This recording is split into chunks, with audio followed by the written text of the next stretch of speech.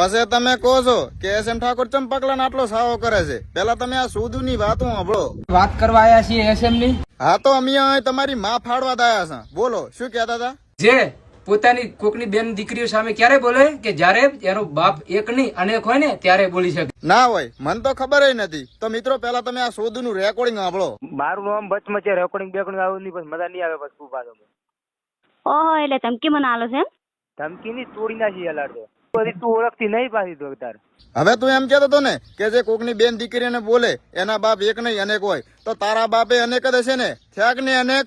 બાકી શું કે કોકની બેન દીકરીઓ સુધારવા નીકળે હોય ને તો પેલા તો ખુદની મા બેન નું ધ્યાન રાખવું પડે. હું તો મારી મા બેન નું ધ્યાન રાખીને જ બેઠો છું. પણ મિત્રો તમને એક વાત કહેવા માંગુ છું આજે કે આ સોદુને ભૂલથી સા પાણી કરવા ઘરે ના લઈ જતા. નકે આ એવો નાગો છે ને કે 10 ની નોટમાં તમારી મા બેન ને નંબર લેસી ના લે. આ એવો તો રિવેશિયો છે. અને તો એટલું જ કહેવાય કે તું ઓલા ગધાડીને સારનો પૂળો નાખે ને તો ગધાડીએ તને ના કરવા આલે, ઠોચી ના. તો એસએમ તારે મારા જેટલા રોસ્ટ મારવા હોય એટલા મારી દેજે.